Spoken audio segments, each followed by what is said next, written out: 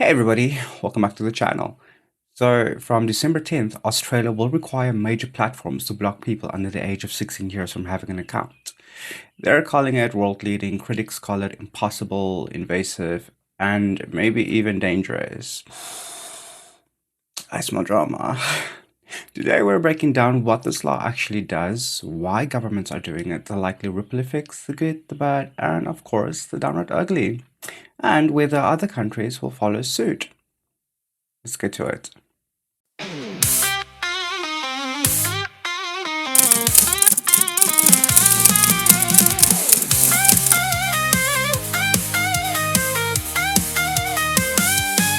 MitchCraft Online, come on in, join the talk, let's begin. Platforms have to prevent under 16s from holding accounts or face massive fines. We're talking real money. Companies have already been testing age checks and some have started notifying accounts they believe belong to teenagers. The government says it's about safety. Tech firms and experts, however, say it could be a mess. That's the setup. So, why is this happening? Why now? Two reasons. First, there is a pile of public anxiety about what social media actually does to kids. Mental health declines, exposure to violent or sexual content, grooming, addiction by design, and compulsive overnight scrolling. NGOs, pediatricians, and some surveys have been flagging these harms for years. Second, it's political.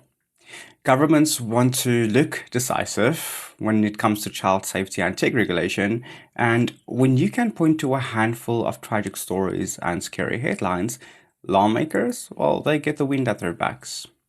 UNICEF and other child welfare groups have been sounding alarms about disturbing content and harms to minors. So the cover story of safety isn't without supporters, but support is far from universal. They left the phrase reasonable steps in the law, which basically means fix it yourselves, tech companies. Age checks might rely on facial estimation, IDs, carrier linked signups, each with its own mess of privacy risks, misidentification, and easy workarounds like fake IDs, VPNs, and alternative accounts. This law has teeth, but the enforcement is going to be messy.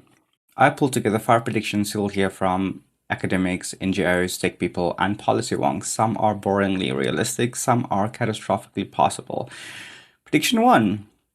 Kids will dodge the ban like it's nothing. Anyone who studies this stuff knows age verification is a leaky bucket, and teens treat tech barriers like warm-up puzzles, VPNs, fake IDs, burner numbers, backchannel chat apps. It's all going to happen, and enforcement will limp behind unless governments go full-on invasive. Prediction 2. Push them off mainstream apps and they'll dive into the shadows. Reporters and tech folks keep warning that bans don't necessarily make kids safer. They shove them into unmoderated spaces where the real horrors live.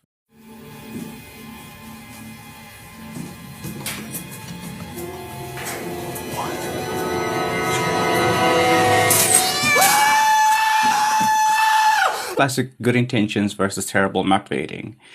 Prediction 3. Other countries will copy it badly.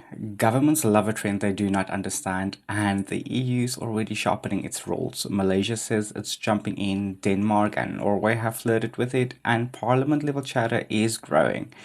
We're heading toward a messy world where every country invents a new hoop for platforms to jump through. Prediction 4. Lawyers and NGOs are loading their slingshots. Rights groups, youth advocates, even teens themselves are pushing back. Expect there to be some lawsuits, hearings, petitions, public screaming matches, and demands for exceptions. Politically, it's going to be a swamp. Huh? What are you doing in my swamp? Prediction 5. It won't stay static. Researchers are already circling this thing like vultures with clipboards. If the fallout looks ugly, government will likely start tweaking the law, carving out mental health and education exceptions, or quietly rewriting definitions. A total U-turn is unlikely, but patchwork repairs are almost guaranteed. This is where nuance matters because the people who might lose the most from this are usually the ones that the law is meant to protect. Think rural teens who use social media to keep in touch with friends from overseas. Think queer teens who find chosen family and anonymous support online. Think young people in abusive homes who use DMs to ask for help. These platforms are not just meme factories, they are lifelines for labeled alone kids. Several child welfare experts warn that removing easy, safe access can isolate these young people and push them towards risky alternatives or silence them entirely. NGOs and educators have raised these concerns loud and clear. Some platforms will be exempt for legitimate services like WhatsApp for education or health hotlines, but exemptions are clumsy.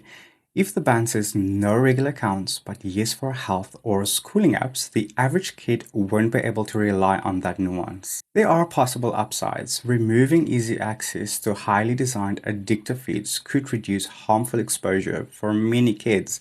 Some clinicians expect improvements in sleep, concentration, and self esteem for teens who are heavy users. For a slice of teachers and parents, the law is a clean rule that's easy to explain and enforce. And politically, it forces platforms to invest in safer product design and age appropriate settings. If this nudges companies to improve privacy defaults and moderation, that is a net positive. I don't know what positive means. But the bad is big. Enforcement may cause privacy harms. To verify age reliably, platforms might need to collect IDs or biometric data, and that creates new risks. Misidentification could delete accounts of legitimate teenagers or adults who look young, and the enforcement burden will shift onto app stores and carriers, centralizing more power in fewer hands.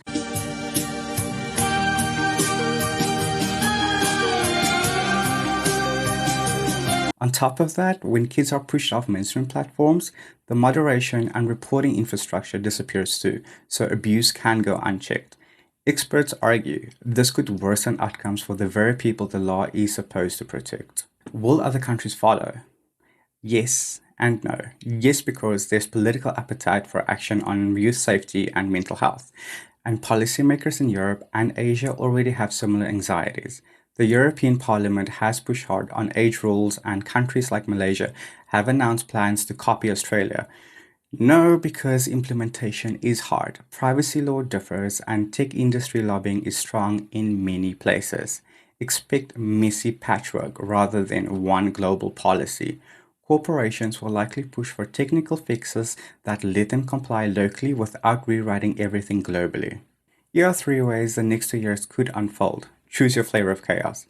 Platforms finally build age checks that don't feel like biometric stalking. Carve-outs keep mental health and support services accessible. The ban actually reduces some harms. Research shows a net positive. And policymakers adjust the law based on real evidence instead of vibes. Enforcement is patchy, workarounds are everywhere, and the benefits only show up for a small slice of users. Vulnerable kids take the biggest hit, courts stay busy, NGOs keep swinging, and governments shove out minor amendments to look productive. Verification gets intrusive, privacy takes a beating, kids flee to the internet's basement, and other countries roll out copycat bans that somehow manages to be even clumsier.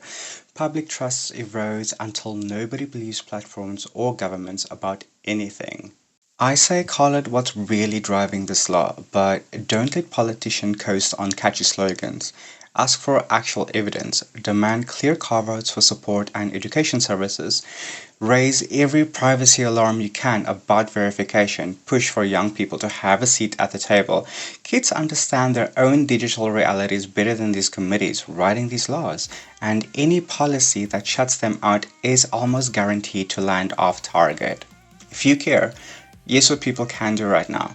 Share stories of how social media helped or hurt real kids. Push your local reps to fund evidence-based research and carve-outs for support services. Support NGOs that provide safe, moderated online spaces. Australia just dropped a policy that will test the balance between safety and freedom. The outcome, it's still kind of wide open. It could push tech companies to do better, it could isolate vulnerable youth, or it could do both at once. If you like this breakdown, hit like. Share with someone who thinks regulation is always the answer or always the problem. And subscribe for more receipts, and I'll see you in the next one. MitchCraft Online, come on in. Join the talk. Let's begin.